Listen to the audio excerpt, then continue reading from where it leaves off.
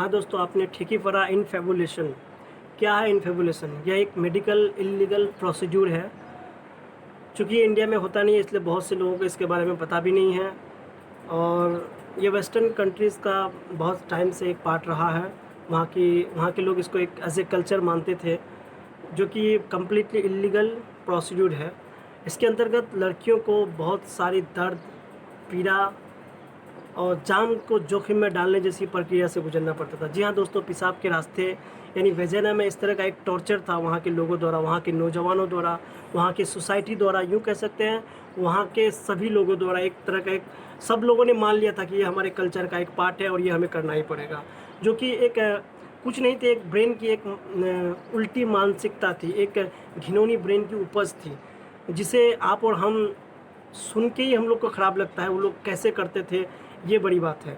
सोचने वाली बात यह है कि वो लोग कैसे करते थे। दोस्तों, इन्फेबुलेशन क्या है? ये बहुत जितनी दर्द भरी है उतनी जान को जोखिम में, यानी कि जानलेवा भी है। और ये इसमें जाने कितने लोगों, कितने बच्चियों की जान भी गई होंगी। मैं आपको बताना चाहूँगा दोस्तों, इन्फेबुलेशन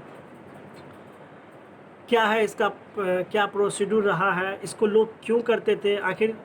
क्वेश्चन तो आपके मन में ज़रूर उठ रहा होगा, सवाल तो बनता है एक तो कि यार इतनी जब घिनौनी थी, इतनी दर्दनाक थी, ये जानलेवा भी थी, तो लोग क्यों करते थे? क्या कारण, क्या वजह रहा होगा जो सब लोग, वहाँ की सोसाइटी भी इसको करने के लिए प्रोत्साहित थे?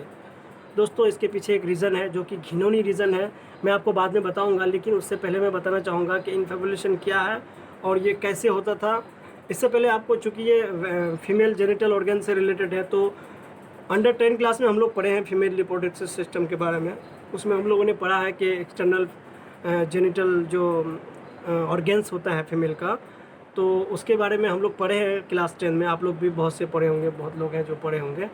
तो इसको बढ़िया से समझने के लिए मैं आपको लेके चलता हूँ एनाटॉमी के उस बुक में, जहाँ हमें वेजाइना का स्ट्रक्चर देखने को मिलेगा, जहाँ पे हम लोग समझ पाएंगे कि वेजाइना के स्ट्रक्चर के साथ किस तरह का छेड़छाड़ होता था, वहाँ के लोग क्या करते थे। तो चलिए चलते हैं एनाटॉमी की उस बुक में, उस पेज में, जहाँ से हम लोग इस स्टोरी को कवर करेंगे, जहाँ से हम लोग देखेंगे कि कैसे होता था, क्या प्रोसीड्यूर था और क्यों करते थे, फिर उसका निदान कैसे, यानी कि उसको फिर बाद में कैसे ठीक किया जाता था, फिर एक लड़की कैसे आम जिंदगी जीती थी। दोस्तों, ये अंडर 10th यानी कि 5, 6, 7 साल या 4 साल के बच्चियों को एक्चुअली करना पड़ता था, जबकि उन लोग को पता भी नहीं होता था कि ये क्या है। उन लोग के मर्जी के खिलाफ ये काम होता था, मतलब कम्प्लीटली इलीगल। चलिए चलते हैं मेडिकल साइंस के उस बुक में, जहां हम लोग वेजाइना के स्ट्रक्चर को समझेंगे और इस पूरे प्रोसेस। हाँ गाइस, ये जो आप देख रहे हैं यही है फीमेल का एक्सटर्नल जेनिटल ऑर्गन। इसको आप राइट लेग मान सकते हैं, इसको लेफ़्ट लेग मान सकते हैं, यहाँ से यहाँ तक, यहाँ तक। दोस्तों, यहाँ जो आप देख रहे हैं ये वेजाइना का स्ट्रक्चर है और इसमें 2 ओपनिंग है। एक छोटा सा ओपनिंग यहाँ पे है और इससे बड़ा सा ओपनिंग यहाँ पे। ये जो छोटा सा ओपनिंग होता है ये यूरिनरी ब्लैडर से कनेक्टेड होता है, यानी इधर से यूरिन पास होता है। और ये जो बड़ा ओपनिंग है ये यूट्रस यानी बच्चादानी से कनेक्टेड रहता है। इधर से प्रेगनेंसी के बाद जब महीना पूर जाता है तो इधर से बच्चे का जन्म होता है। और मेंस्ट्रुएशन साइकिल के दौरान इधर से ब्लीडिंग भी होता है, यानी जो ब्लड निकलता है मेंस के दौरान वो इधर से निकलता है। तो ये कंप्लीट एक स्ट्रक्चर है वेजाइना का। इस स्ट्रक्चर में 2 होल, ये तो समझ में आ गया। ये तो एक्सटर्नल व्यू था। अब आपको इसका इंटरनल व्यू दिखा रहा हूँ मैं। इसका इंटरनल व्यू की इस तरह से है, ये वही छोटा सा ऑरिफिस यानी छोटा सा ओपनिंग और ये बड़ा सा ओपनिंग, और इसके नीचे एक ओपनिंग और भी यहाँ दिख रहा है। ये एक्चुअली एनएस है, यानी मल द्वार है, जिधर से आदमी पॉटी करता है। तो ये दोनों स्ट्रक्चर आप देख लिए ध्यान से और यहाँ भी देख लिए। अब मैं आता हूँ इन्फेबुलेशन क्या है। इन्फेबुलेशन को समझने के लिए आपको मैं इसी फिगर में कोशिश कर रहा हूँ समझाने का। ये जो पार्ट है ऊपर से यहाँ तक, यहाँ से यहाँ तक का, इस पार्ट को लोग स्टिच कर देता था। यहाँ दोस्तों इसको सील देता था, इसको सी के क्लोज कर देता था, इसको सील कर देता था सी के यहाँ तक।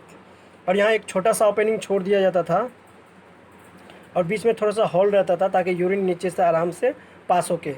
और इधर का भी जो हॉल था ये दोनों कवर्ड हो जाता था, सिर्फ नीचे एक छोटा सा हॉल बना दिया जाता था। इसको पूरा सी दिया जाता था। जी हाँ दोस्तों, इसको सी के बंद कर दिया जाता था। और वो भी सोच सकते हैं कितने साल के बच्चों को। ये महज अंडर 10 साल के बच्चों के साथ ऐसी हरकतें होता था वहाँ पे। इसका क्या रीज़न है ये तो मैं आपको बताऊंगा ही, लेकिन समझ लीजिए इसमें क्या क्या परेशानियां और कितनी दिक्कतें। एक तो ये नॉन मेडिकल प्रोसीड्यूर था, इसमें वो लोग कोई स्टेलाइजेशन या कोई एनेस्थीसिया यानी बेहोशी का कोई दवाई यूज़ नहीं करता था। ऐसे ही सिंपली जैसे हम लोग यहाँ पे नाक कान छेद करते हैं, उसी तरह वो लोग वहाँ पे इसको सी देता था। सीते वक्त बहुत सारी ब्लीडिंग होती थी, बच्चे बहुत रोते थे, चिल्लाते थे, लेकिन उन लोगों पे इस बात का कोई असर नहीं होता था, क्योंकि वहाँ के कल्चर था और उन लोगों को फॉलो करना था। और कल्चर भी कैसी, कल्चर भी नहीं कहेंगे इसको, बोलेंगे ब्रेन का एक गंदी उपज, ब्रेन की एक गंदी सोच, जो वहाँ के लोग इसको मानते थे। और दोस्तों इसको जब सी देता था तो जब जैसे ही लड़की जवान होती थी, फिर उसकी शादी होती थी, उसके बाद जब वो अपना ससुराल चल जाती थी, तब ये ओपनिंग फिर इस यहाँ की सिलाई को फिर से खोला जाता था, तब जाके वो अपने हस्बैंड से कुछ कर सकता था।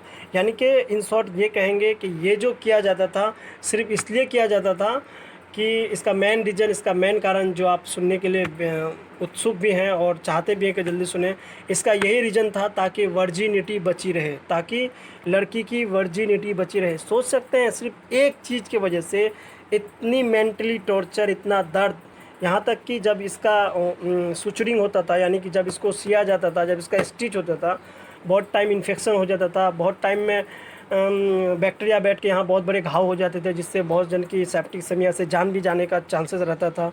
बहुत बच्चियों की जान भी चली जाती थी।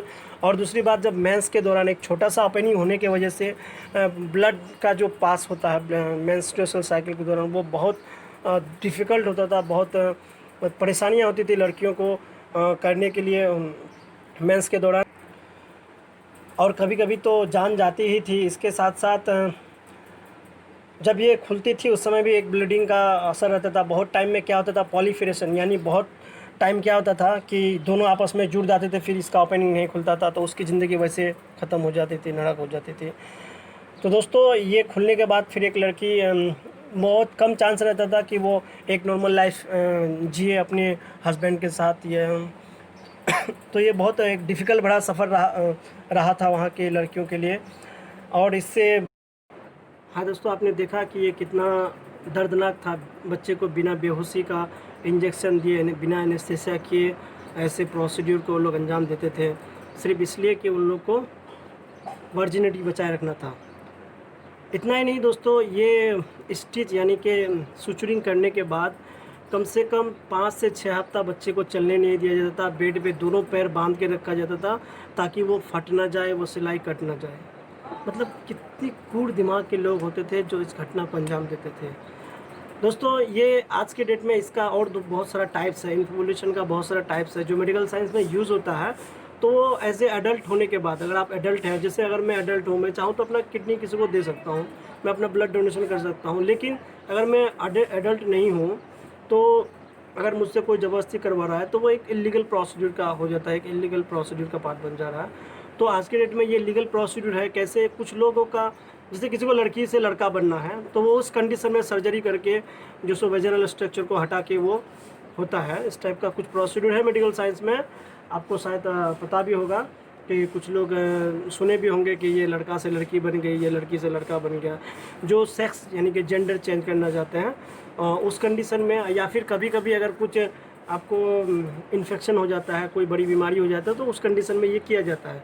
लेकिन मैं इन्फेबुलेशन जिसकी बात कर रहा हूँ, जिसका मेन टाइप था, वो ये था कि कम उम्र के बच्चों पे ये किया जाता था ताकि उसकी वर्जिनिटी को बचाया जा सके। उस वर्जिनिटी को बचाया, मतलब कितनी गंदी समाज। अरे वर्जिनिटी बचाना है या आपको शादी से पहले वो किसी से फिजिकल रिलेशन ना करे, इसको रोकने का और तरीका है भाई, आप दूसरे तरीका अपना सकते थे। लेकिन कितनी गंदी दिमाग की उपज थी जो लोग इस चीज़ को सब ये करते थे। दोस्तों नेक्स्ट वीडियो जो हम लोग इसके ऊपर बनाएंगे वो होगा दिल का दौरा, यानी हार्ट अटैक आने पे क्या करें। हर घर में बूढ़े बुजुर्ग है, हर घर में सबके माँ बाप है, भाई बहन है, और ये दिल का दौरा, हार्ट अटैक ये कभी भी आ सकता है। इसका कोई मतलब एक उम्र होने पे आ ही जाता है, मैक्सिमम लोगों को आता है।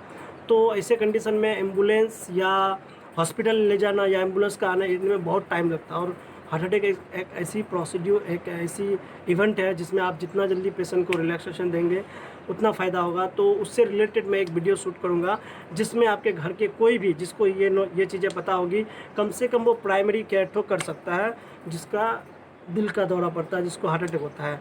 तो आप बने रहिए। सबसे बड़ी एक रिक्वेस्ट मैं करना चाहूँगा कि मेरी वीडियो को लाइक एंड कमेंट में अपनी राय दें कि कैसी लगी मेरी वीडियो। और हाँ, एक सवाल, कुछ लोग इन्फेबुलेशन को लेकर बोल रहे थे कि रेप जैसी घटनाओं को रोकने के लिए ये सही था, तो मैं आपकी राय जानना चाहूँगा, क्या ये सही था?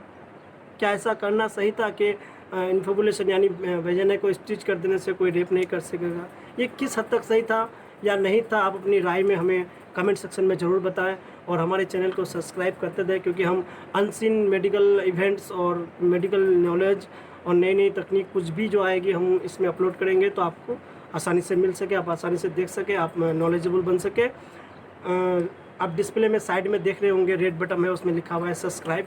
आप सब्सक्राइब वाला बटन दबा दें और हमारे चैनल को लाइक करें, ताकि एक वैलिड चैनल बन जाए और मैं आपके साथ कनेक्टेड रह सकूं और अच्छी वीडियो तैयारी करके आप लोगों के सामने रख सकूं। आप अपना मेरी ये वीडियो कैसी लगी आप कमेंट सेक्शन में ज़रूर बताएं।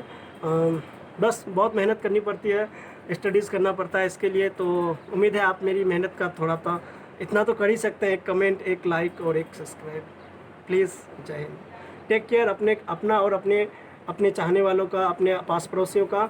और मैंने जो कहा नेक्स्ट वीडियो देखना ना भूलें, क्योंकि वो एक मेडिकल प्रोसीड्यूर होगा जिससे कि हार्ट अटैक को कैसे रोकना है, या हार्ट अटैक आते समय क्या करना है, या क्या क्या प्रिवेंशन लेना है पहले से ही, कि हमको हार्ट जैसी बीमारी नहीं आए या हार्ट अटैक नहीं आए, दिल का दौरा नहीं पड़े, और अगर पड़ जाए तो उस समय क्या करें, क्योंकि एम्बुलेंस ना तो ठीक टाइम पे पहुंचेगी, ना आप खुद पेशेंट को ठीक टाइम पे हॉस्पिटल पहुंचा पाएंगे। ऐसे वक्त में एक ऐसा प्रोसीड्यूर है जो आपके लिए बहुत फ़ायदेमंद होगा।